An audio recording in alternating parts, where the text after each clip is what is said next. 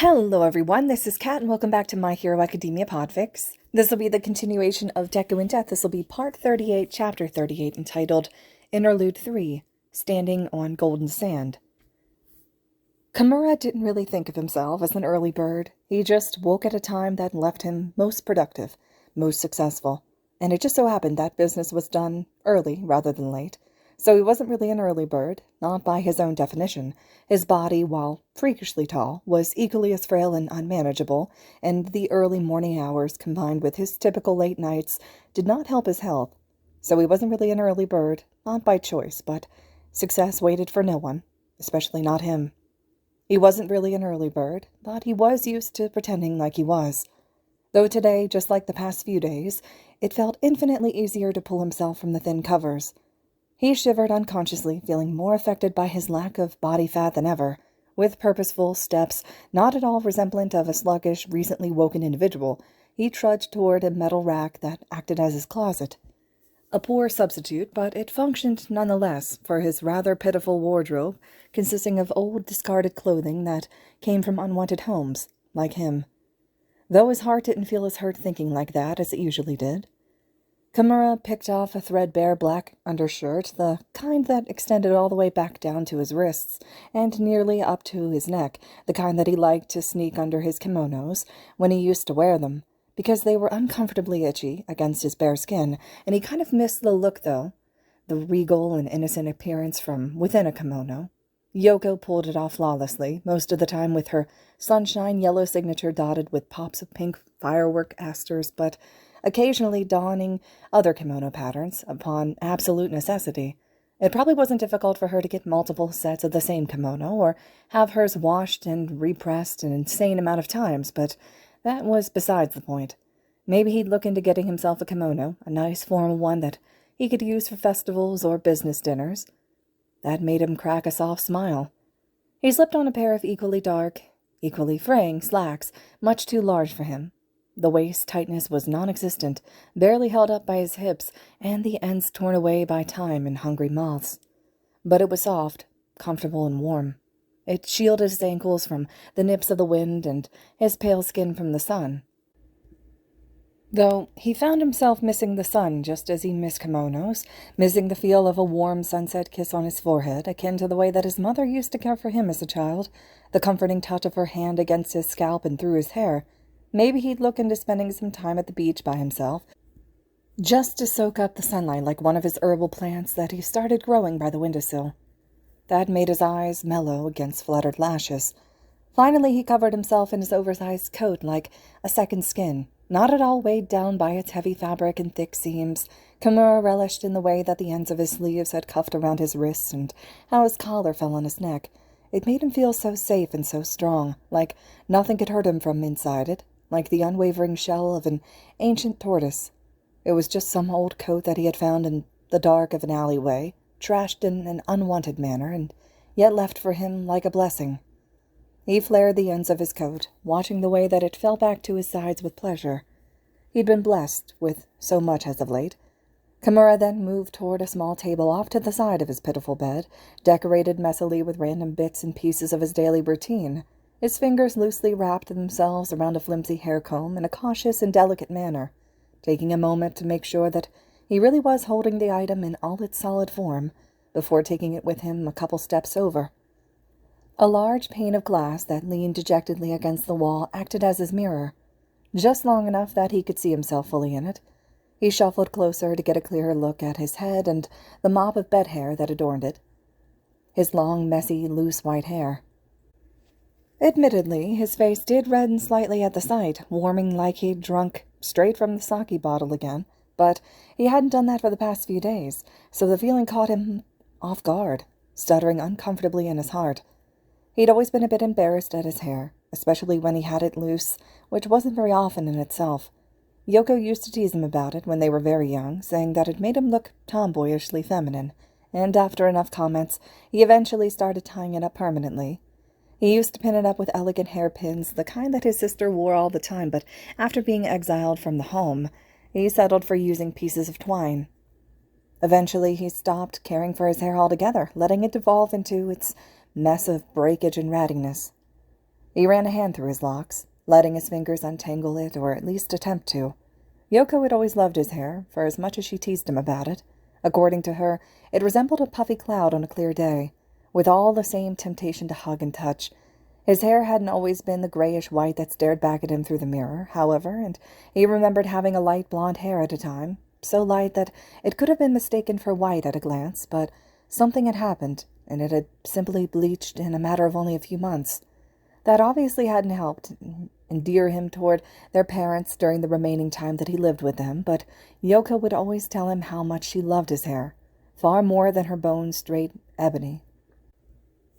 He struggled a bit towards the ends, not remembering it being so long. It was past his shoulders at this point, and he'd have to take the time to trim it whenever.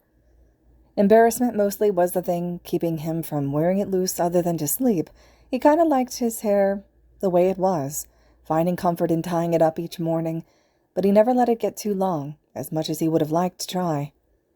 Long hair was a symbol of elegance, of pride, of regalness, a luxury reserved only for the Yuki name. And he was no Yuki, so he only kept his hair just long enough to be able to put it up each morning.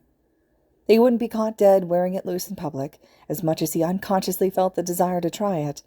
He finished the shitty job his fingers had started with the comb, pulling out the strands of dead hair, trying to hide with the others. He dropped the comb to the floor when he was done, moving to pull it all together so that he could put it up into his usual ponytail, but something had stopped him midway. He looked intently at himself in the mirror, looking at the way that his wispy hair had gathered in his hands, looking at the way pieces naturally fell to frame his face, looking at that one irritating piece just short enough to escape his hands and settle between his eyes, looking at how much of Yoko he could see in his dark, deadbeat eyes. He kept pulling up his hair, far higher than his usual high ponytail, and gathered it into a messy ball. He reached for a length of twine from his pocket and wrapped it around his hair a few times, finally tightening it after it felt secure enough. It wasn't perfect. Some strands stuck out awkwardly. The whole thing looked eerily unstable. But as he looked at it in the mirror, looked at the bun that he'd so routinely used to make for Yoko, he couldn't help but light up in a manner that he hadn't experienced in a very long time. His heart felt so light, and everything just felt okay again, like it was all starting to go right. Kimura understood that, as much as he found such happiness in doing so, he couldn't stand in front of the mirror forever, so he turned away and moved to leave his bedroom. He slinked through the small doorway and into his makeshift kitchen, office parlor, everything other than a bedroom or bathroom space. His apartment above the cafe was small, but he made do with stuffing all his necessities into one space. His kitchen was just a small cast-iron stove next to a table, which he used for both preparing food and eating it. He watched any vegetables and the rice in the bathroom sink, which was less than ideal, but he managed. He had a desk that was shoved in the back corner by the window, obnoxiously large compared to the space and covered with nothing but paperwork, but it was what was necessary for his work. That was about it, really, about all the small space could actually handle, and he was all right with that. Kimura considered himself a bit of a minimalist. He had to, in order to survive the way he did. So this was about all that he needed, among his bed and his bath necessities, other than the massive framed painting that hung upon his main wall. It loomed just across from his desk, visible from every corner of this main room, unable to be avoided even if he wanted to. It was intimidating in every way, shape, and form, and if Kimura had ever wanted anyone to come to his humble abode, they would immediately be put off by its intense aura. Of course, that was just what he had wanted. He moved toward the painting, until he could reach out and touch it, not that he ever would. It was a masterpiece of oil paint and cloth canvas brought together in delicate strokes and wrapped into a thin layer of color. It was framed in the most regal golden border that he could afford. Velvet curtains were draped over the face of the painting, protecting it from the sunlight that leaked from his window. Every night he pulled the curtains closed to cover the painting, and every morning, just like this one, he spread them open. His eyes met the painted eyes of his father. Kimura had the painting commissioned almost imminently after he'd secured himself in this apartment. Some would call it a poor decision to blow nearly all of his leftover income after making such a momentous purchase on a painting of all things, but for Kimura, it went without a second thought. It had been an interesting experience getting his father's portrait, after all. It wasn't like he could have his father sit down for one, being ostracized from the family and all. He'd gone to the artist with a seemingly insurmountable request to paint a portrait of a man that he could not immediately see, but Kimura guessed he underestimated the power of the Yuki name. After all, who could forget the face of the head of the family? He sure couldn't, not by the way that he was looking for a portrait of his father to begin with. The artist had asked him suspiciously why he would need a painting like that, and Kimura merely lied and said that it was a surprise gift for the man. That was all it took to get his hands on the painting just 3 months later. It had all taken longer than Kimura had expected, but to be fair, it had been done from memory, and scraps of details that did the real face no justice, and here he was, staring at his father every morning, and his father looking down upon him. It wasn't a surprise that the artist did not recognize him as once a member of the Yuki family, much less his esteemed father's son. Kimura looked nothing like his family, nothing like the portrait of his father he so idolized. He hated to admit that he'd fallen victim to his hush rumors that had circled around the family staff a few times when he was young, genuinely considering in his most vulnerable moments that maybe his mother had been unfaithful. But he never truly believed that, after all, it was more likely a series of unfortunate coincidences than any fault of his mother's. His mother was a Yuki, and although married in, she embodied all their legacy from the moment of her induction.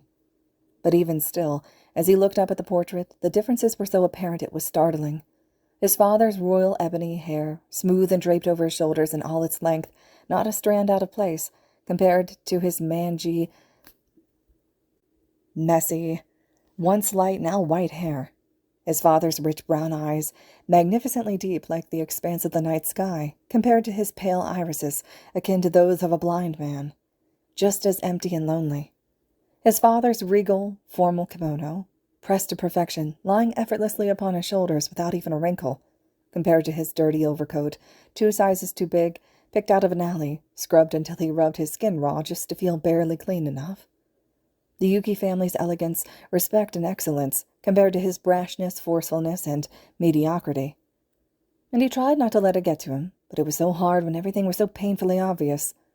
The kettle he'd forgotten he'd placed on the stove started to shrill, and Kimura walked away to serve himself his morning tea as he always did. A warm glass of his own sunset lavender. He took the glass with him back to the painting as he always did, and raised it to his father as he always did. This time, however, with a childlike smile that he was sure his father had long forgotten. Father, I dedicate today to you, and the honor of the Yuki name, as I have every day before.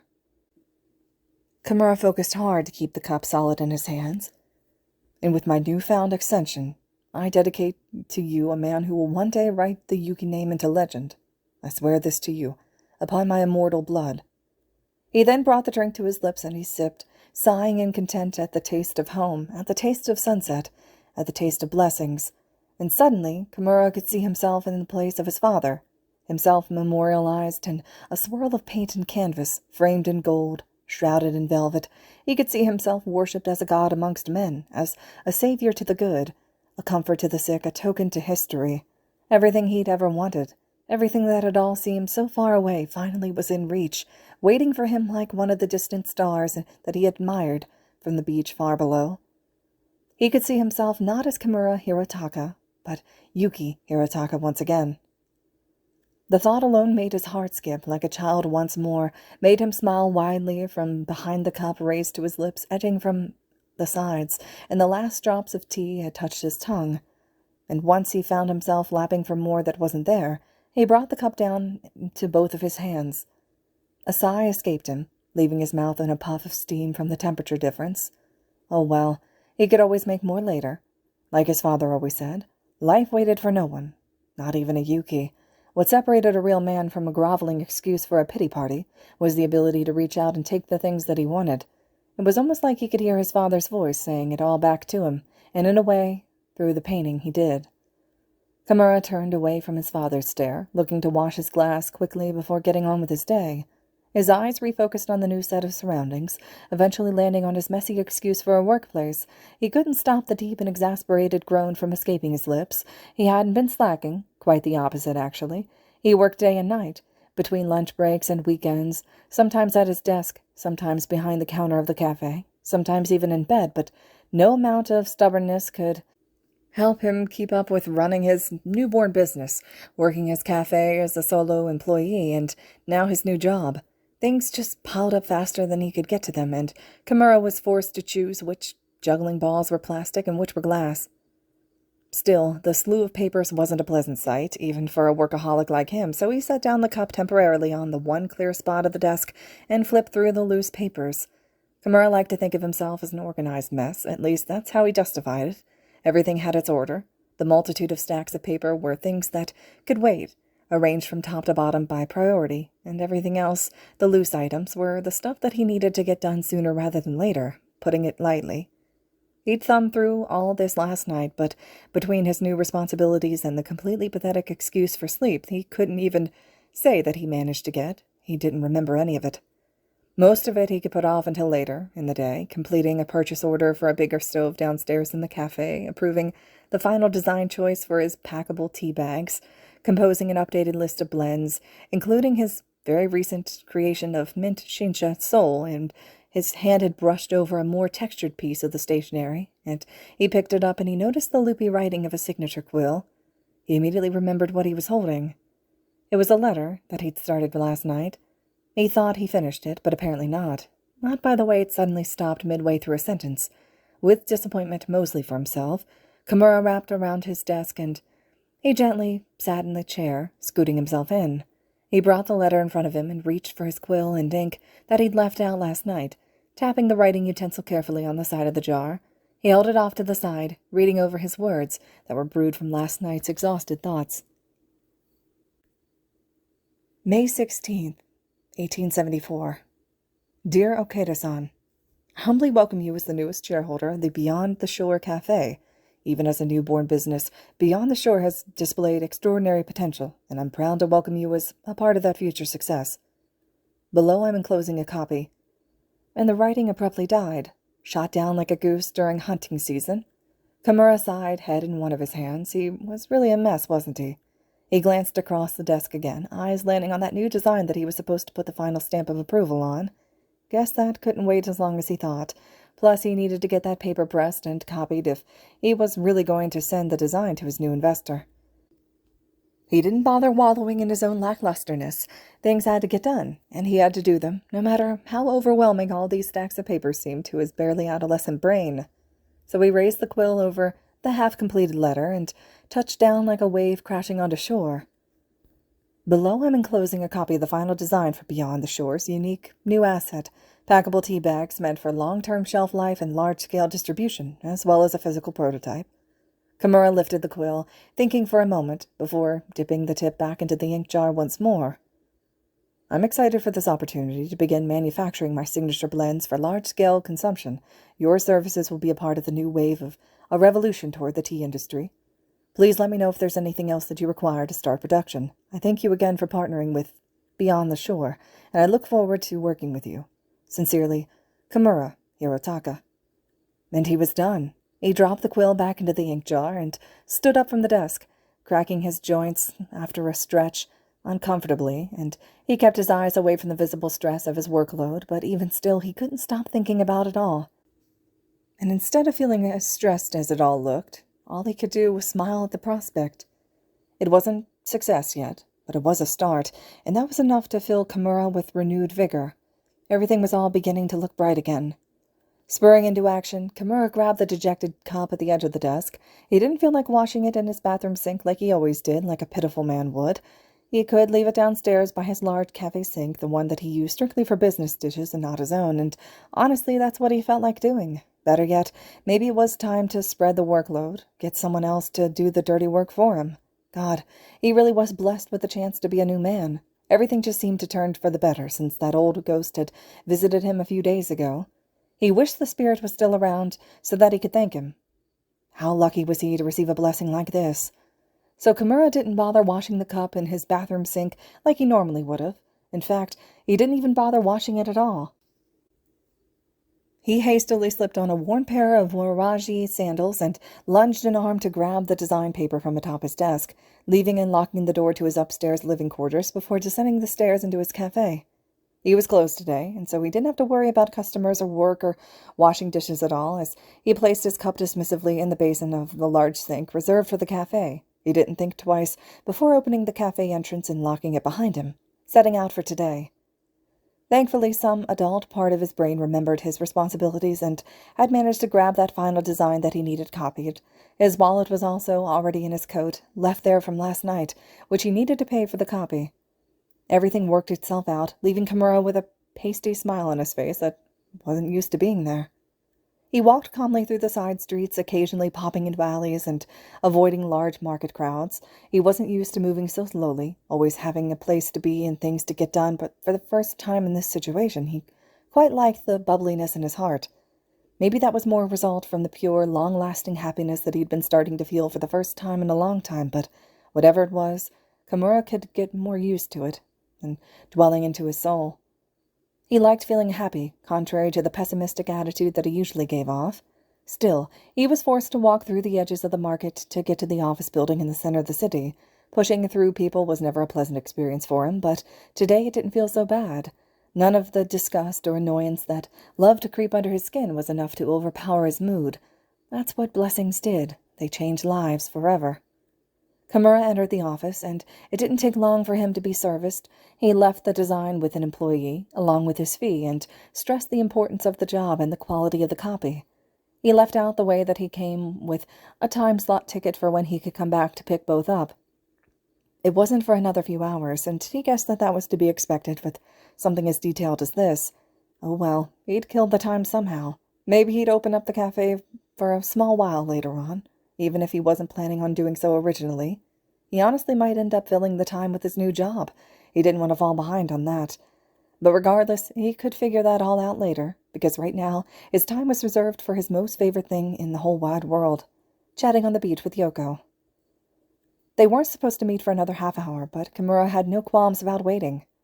Yoko had done the same for him time and time again when business and responsibilities stole minutes here and there from their meetings. He was never more than 10 or so minutes late, but that was 10 or so minutes less that he got to be with her, and on its own that was a lot. But added up over the course of however many times they promptly had decided on secret meetings, since he'd been exiled and disowned, it grew to be too much.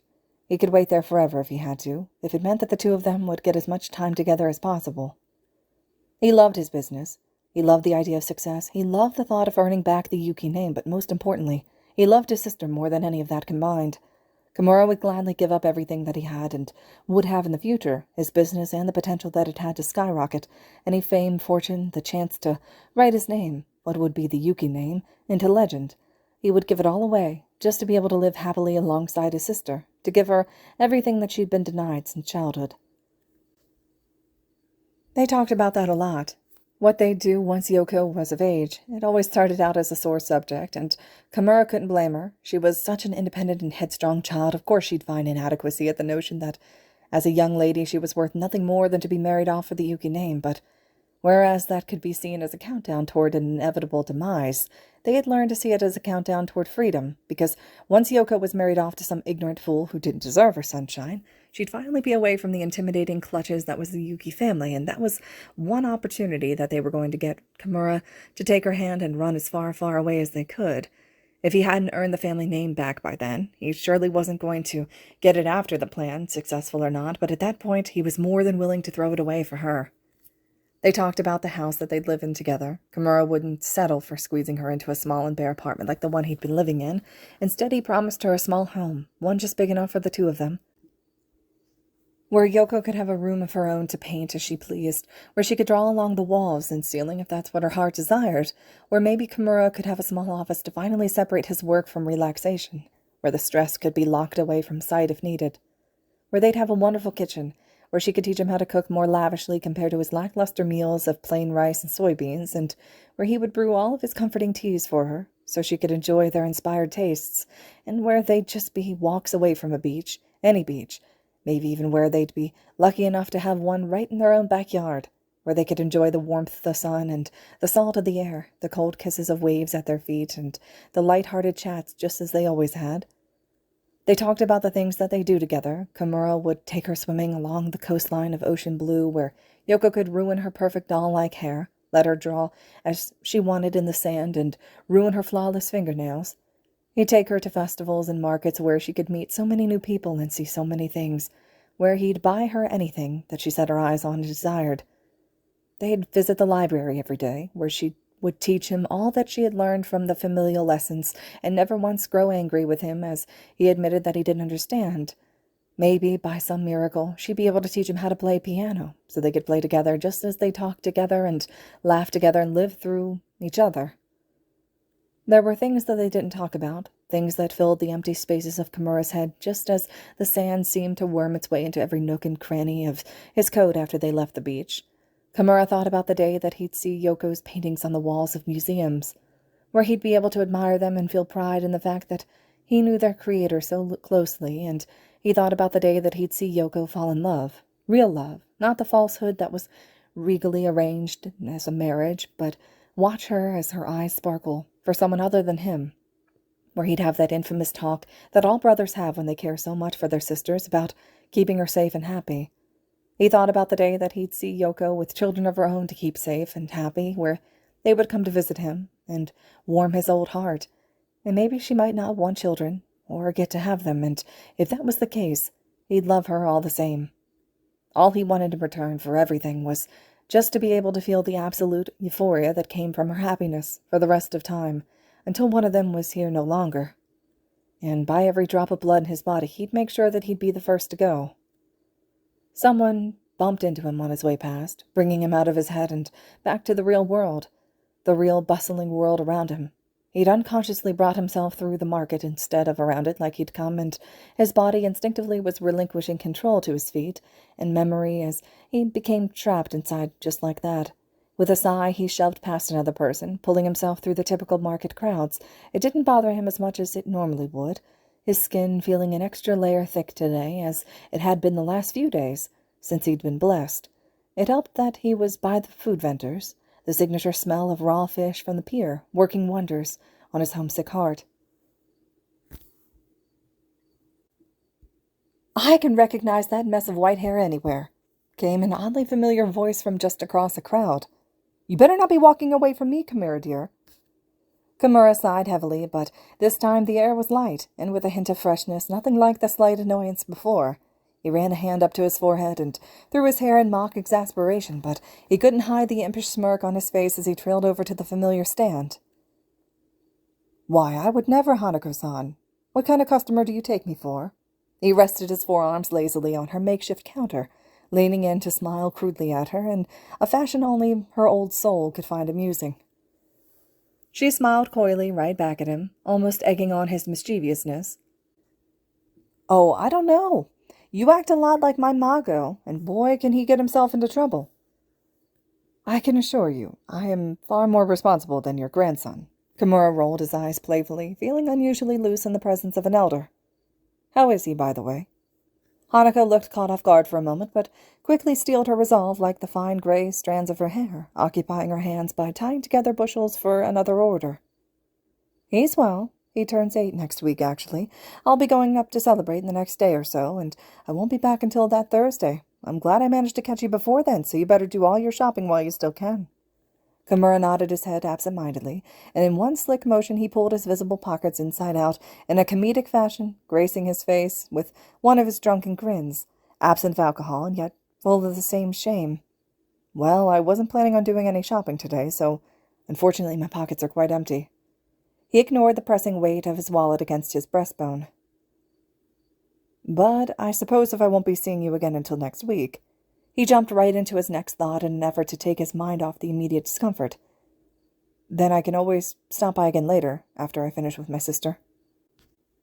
"Ah, well, you know I'll always be here. I'd never want to get in the way of you and that dear sister of yours. Kami knows I don't think I could even if I wanted to." Hanako chuckled out with a sigh. "She's lucky to have someone like you in her life, much less as her brother. Even my own children don't see me as often." Kimura picked himself up from his leaning slouch, grinding a sickening crack from his spine that could only be heard by the two of them.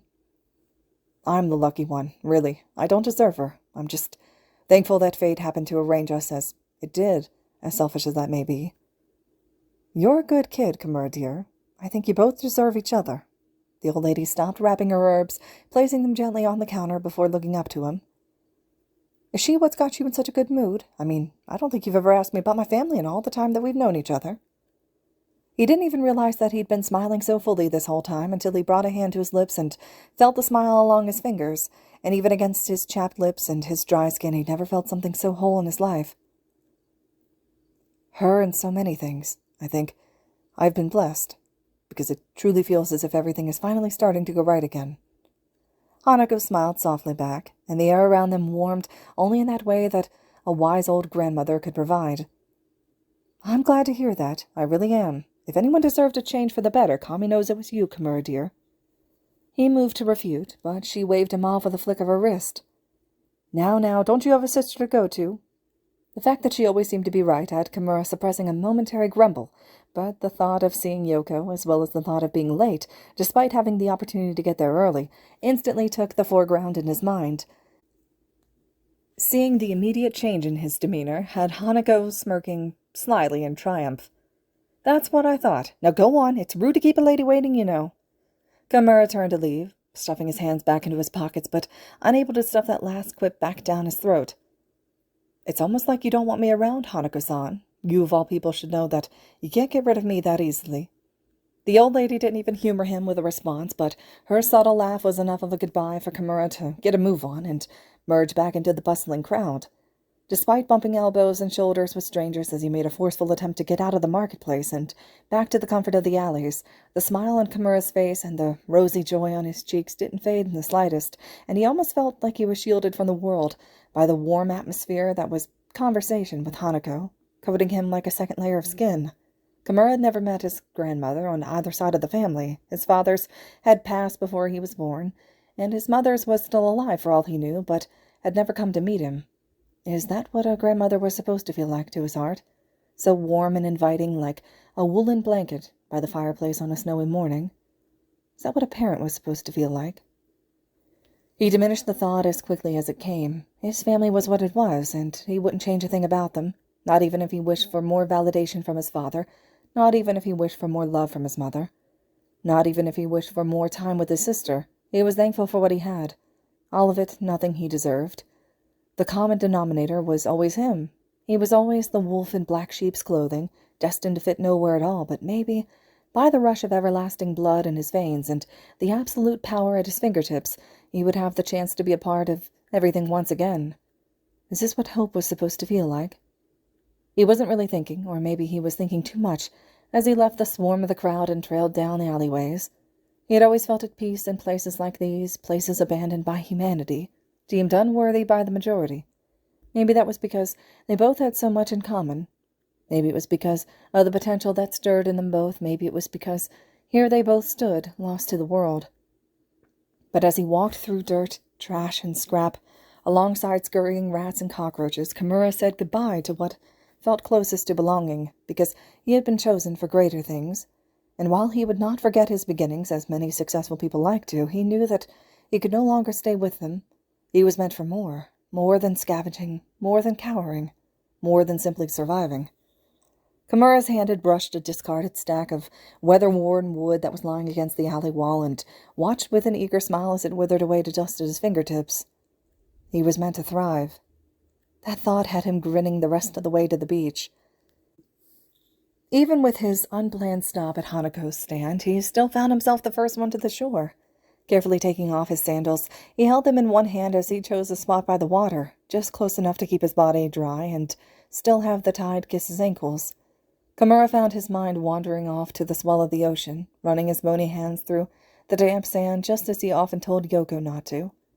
The grainy feel was soothing. Even in its attack against his skin, it had felt especially more natural since he had gained his newfound abilities. He pulled his hands from the sand, watching any that had managed to stick flake away into nothingness. Sand felt like dust, and dust felt like him. Kimuni-chan, you beat me here. Kimura looked back at the call of his name, only to see his sister barreling toward him, one hand holding her sandals and the other holding up her kimono so it wouldn't drag along the beach. She skidded to a stop, right beside his sitting form, kicking up sand into his hair and face. He sputtered, spitting and brushing the grains from where they didn't belong. Wincing at her actions, Yoko hastily squatted to help clean her brother's hair and clothes, her soft hands brushing against the rough skin on his face every so often. Sorry, Oni-chan, I did not mean... But she stopped speaking all of a sudden when her eyes landed on his wide, unprompted smile. Her heart nearly exploded when he laughed freely, swatting her hand away in a playfully unbothered manner. She thought the world had truly ended when he collapsed back onto the sand, laying down and spreading his arms out like an angel, all while laughing and smiling so uncontrollably that the sound alone nearly drowned out the crashing of the waves. His laughter died down, and upon realizing how silly he must have looked, Kimura nearly started laughing all over again. Still, he had enough rational thought left in his brain to sit back up again and remove his long overcoat, spreading it out next to him like a beach towel. "No, I apologize," he chuckled out, lying back down on the sand once again, letting his legs uncurl and allowing his pants to meet the water. He then gestured toward his coat. "Would you care to join me?" Yoko didn't even hesitate, throwing herself and her pristine kimono against her brother's coat, that worn piece of fabric the only thing protecting her from dirtying her clothes. Her small, child-sized body had fit easily on his oversized coat, and she happily snuggled into one of his outstretched arms, resting her head atop one. She giggled like a mischievous toddler, and in most ways that was what she was, or at least what she should be. She looked up at him, relishing in the smile that was still stained in his cheeks and the remnants of laughter that bubbled from his lungs. "It has been so long since I have heard your laugh. I miss it." The "I miss you" went unspoken. "Oh, Chiyoko, I cannot even begin to tell you all that has happened since we last met." Kimura breathed out, lulling his head deeper into the sand, smile still as bright as the high noon sun. "I have been blessed. The gods themselves look down upon me now, gracing me with opportunities that I could only dream of before." "I do not recall the last time you called me by my full name, nor at a time at all where I heard you cite blessings of Gami in all seriousness." Chiyoko propped her head up on an arm and used her hands to get a better look at him. "Tell me, Oni-chan, what has happened for you to thank Gami as you would mother and father?" And while there was no disdain in her voice, the analogy alone was enough of a touch of sarcasm for Kimura's smile to falter as his head turned defensively to meet her gaze. "I mean it. I truly do. I was blessed by the gods of ancient texts whose names were lost to legend." Kimura sat up in his excited animation, and his sister had to crane her head to see him. "A man visited me in my bedroom just a few days ago and spoke to me of the great wonders I would be receiving." Chiyoko looked skeptical. "A man? In your bedroom? Were you not frightened?" "Oh, he frightened me at first," Kimura admitted with a nod. "He was shadowed by dark robes with limbs made of bone and a face I could not see, but he told me to be not afraid, and that I was chosen to carry out the god's will, just as he had a century ago. He taught me what my future would entail, and left me to experience my destiny yesterday morning." "Taught you?" she repeated dumbfoundedly.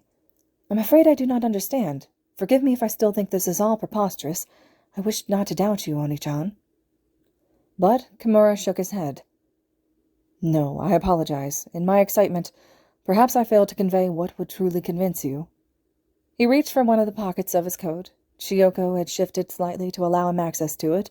Between his long fingers, Kimura pulled out a scrap of wrinkled paper, likely an old receipt from one of his trips to the market. Intrigued, Chiyoko sat up from her recline, watching intently as her brother had held the scrap in the air by 2 fingers alone, eyes closed and in deep concentration. And without even a notice, Chiyoko watched as the slip of paper had turned to dust before her very eyes, and was blown off into the coastal wind. "He called himself a death, a Shinigami, if you will."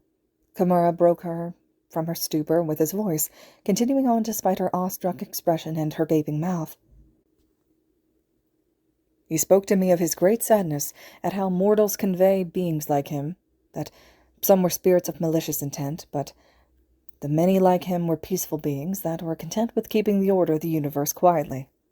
Chiyoko's mind was whirling like an overheating clock, and her lips were sputtering into action despite her own head being 2 steps behind. "Is that what you are now, Oni-chan? A Shinigami?" Kimura shrugged, flicking off the few specks of dust that stuck to his skin. "I suppose so.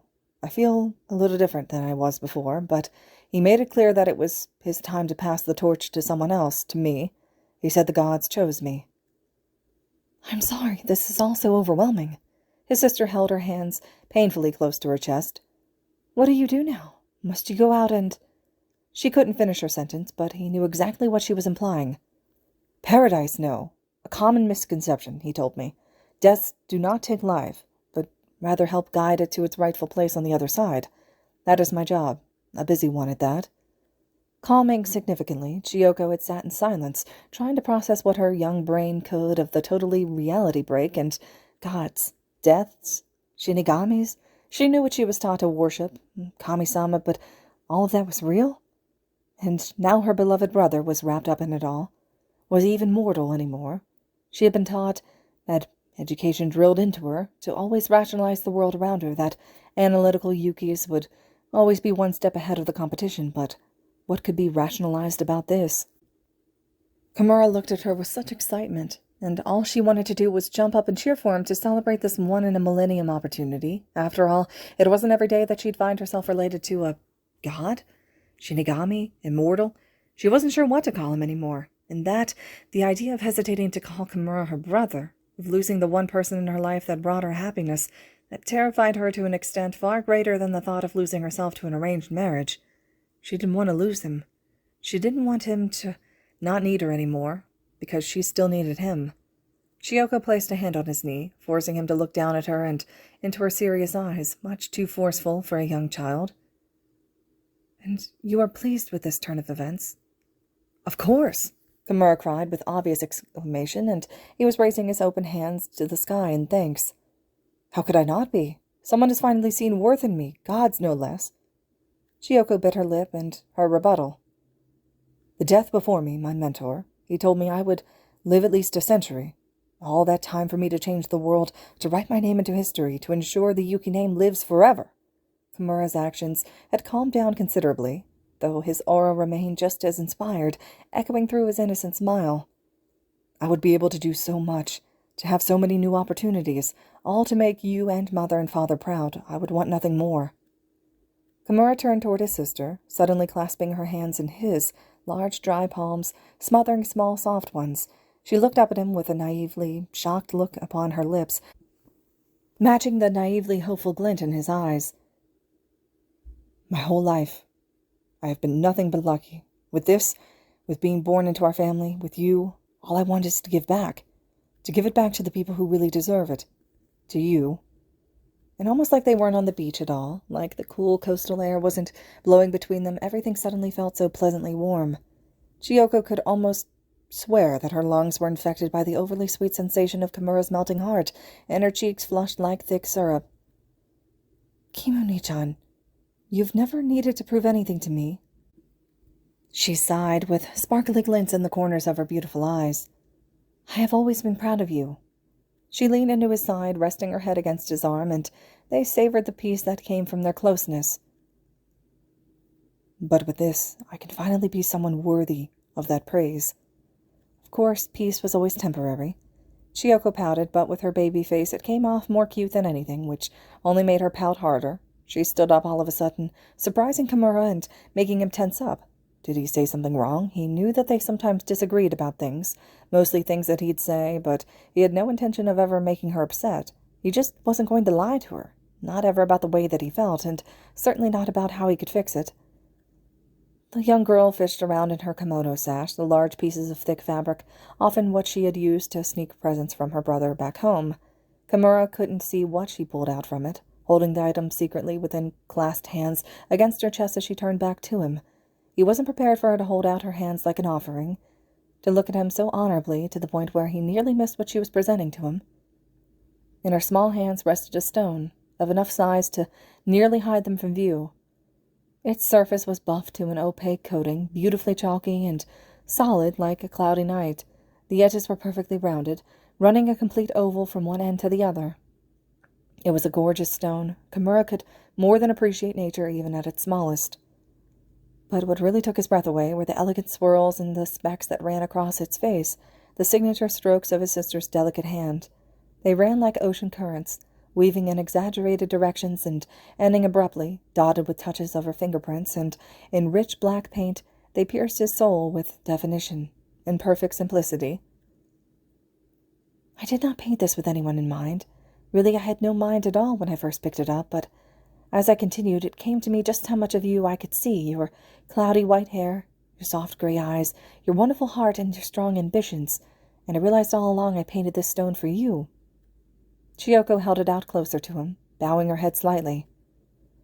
"Truly a desire of fate, for me to give this to you on a day of such celebration." She laughed nervously under her breath, the feeling unusually alien in the company of her brother. She peeked her gaze upwards, still keeping her head slightly down. "Do you like it?" Silently he took the stone from her, like a robot, movement stiff from shock. Carefully wrapped around his long fingers, he dared not even risk smudging the dry paint. In his hands it felt so undeniably cool, yet filled him with such warmth of adoration it was as if he had a speckled stone-shaped hole in his heart his entire life. "This is the most magnificent thing that I could have ever hoped to own in my life. I promise on my long years that it'll never leave my side, so that I may always have a piece of you to touch my heart." But before she could say anything, Kimura had pulled her into a tight hug, cradling her in his arms and against his chest, and even with his threadbare undershirt and his cold skin, he could only hope that Chiyoko felt the same peace she always provided him. "But please, do not ever bow to me again," he whispered into the salty air. "I may be different now, but I will always be your brother first, and serve you foremost." He held her tighter upon soft sobs of relief, and the touch of the warm, salted water that had greatly contradicted the cool opposition at his feet. He clutched her in a desperate attempt to have her feel the comfort that had oozed from his soul, for her to understand the weight behind his words. "No matter the gods, longevity, or mortal conflictions, whenever you call for me, I'll always be at your side." He couldn't help but start to cry as well, and once again, despite the fact that he deserved nothing, she held him tighter in her own tears so they could cry together. He was so lucky. He was so fucking lucky. Someone like him deserved nothing, and yet the universe continued to shower him with gifts that were unfit for someone like him. And if that was truly the way the world wished to treat someone like him, then it was his absolute duty to repay his luck tenfold, because here, with his business on the road to success, with the graces of gods in his blood, with Chiyoko's happiness in his heart, he was the luckiest man in the world. Kimura pressed his lips gently to his sister's forehead, if only to avoid messing up her hair by accident. "I love you so much, Yoko. I'm so lucky to have you in my life." He smiled one of his drunken grins into her skin, absent of the alcohol and yet full of the same bliss. He really was lucky. Fuck! Returning from one of his nightly escapades, Gami had nearly re-entered Midoriya's room through the wall before collapsing under the weight of his own soul. Instead, he laid curled into himself just outside, heaving into his hands like he'd just drowned. He had no injuries, was in no physical pain, and yet the intensity alone was enough to cripple him in such a helpless manner. That word, it was that awful, awful word that wounded him. Carefully picking himself back up, he noticed his body was much hazier than it typically was, and while it allowed him to pass through the wall and into his successor's bedroom without a thought, it left him just as empty and as distant as fog. His spirit was unusually docile, despite the prominent lack of bright light, and he was so exhausted beyond anything he'd ever felt, trailing in like a wounded animal. His lidded eyes landed on Midoriya's sleeping form, curled peacefully among soft blankets and pillows, and for just a moment the shock in his body disappeared, and replaced with such sereneness he had to remind himself that he could not be affected by Lynx's quirk. For as much as he hated that word, he couldn't help but smile in a way that he knew he didn't deserve. Gami wandered over to the desk by the window, looking at the mess of scatter of notes and the sketches. His successor had been working so hard to get through the rest of his internship list, to give the rest of the others and the offers a chance, but by the way Gran Torino's offer and the corresponding notes that laid atop of everything else, it was clear to see that his mind had been made up from the start. He sighed quietly and tried to sit down in the chair, but his body was still much too transparent for that, so he settled for curling himself just beside it, just close enough to Midoriya to see the boy as he slept. Gami could never sleep, even in his relatively relaxed position, but he was more than content with staying awake so Midoriya could sleep peacefully. His wispy body trailed off into the air, guarding the door, the window, and all the space in between.